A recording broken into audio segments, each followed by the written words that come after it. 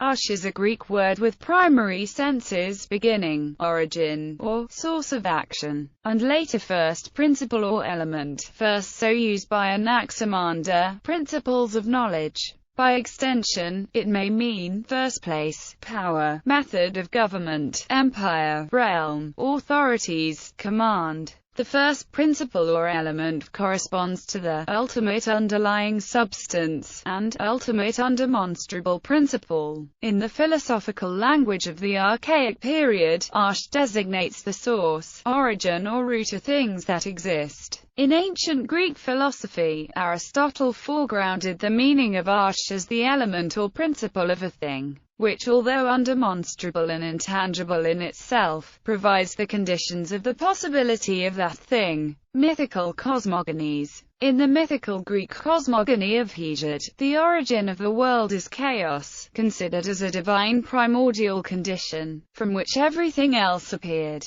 In the creation, chaos is a gaping void, but later the word is used to describe the space between the earth and the sky, after their separation. Chaos may mean infinite space, or a formless matter which can be differentiated. The notion of temporal infinity was familiar to the Greek mind from remote antiquity in the religious conception of immortality. The conception of the divine, as an origin, influenced the first Greek philosophers. In the Orphic cosmogony, the Unaging Cronus produced ether in chaos and made in divine ether a silvery egg, from which everything else appeared. In the Babylonian creation story, Enuma Elish, the primordial world is described as a watery chaos, from which everything else appeared. Something similar is described in Book of Genesis, where the spirit of the god is moving upon the dark face of the waters. In the Hindu cosmology, which is similar to the Vedic cosmology, in the beginning there was nothing in the universe but darkness.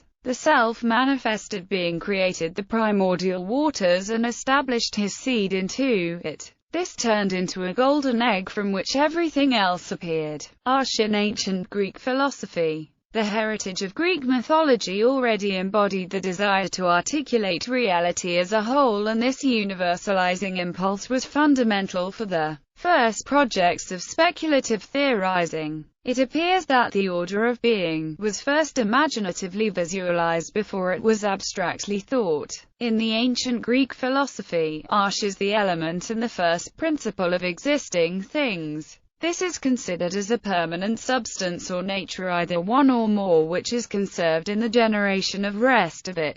From this all things first come to be, and into this they are resolved in a final state. This source of entity is always preserved. Anaxamander was the first philosopher that used arche for that which writers from Aristotle onwards called the substratum. The Greek philosophers ascribed to arche divine attributes. It is the divine horizon of substance that encompasses and values all things. Thales of Miletus, the father of philosophy, claimed that the first principle of all things is water, and considered it as a substance that contains in it motion and change. His theory was supported by the observation of moisture throughout the world and coincided with his theory that the earth floated on water. His ideas were influenced by the Near Eastern mythological cosmogony and probably by the Homeric statement that the surrounding Oceanus is the source of all springs and rivers. Thaler's theory was refuted by his successor and esteemed pupil, Anaxamander. Anaxamander noted that water could not be the arche because it could not give rise to its opposite, fire. Anaxamander claimed that none of the elements could be arche for the same reason. Instead, he proposed the existence of the apeion, an indefinite substance from which all things are born and to which all things will return. Apeion is something completely indefinite, and Anaxamander was probably influenced by the original chaos of Hesiod.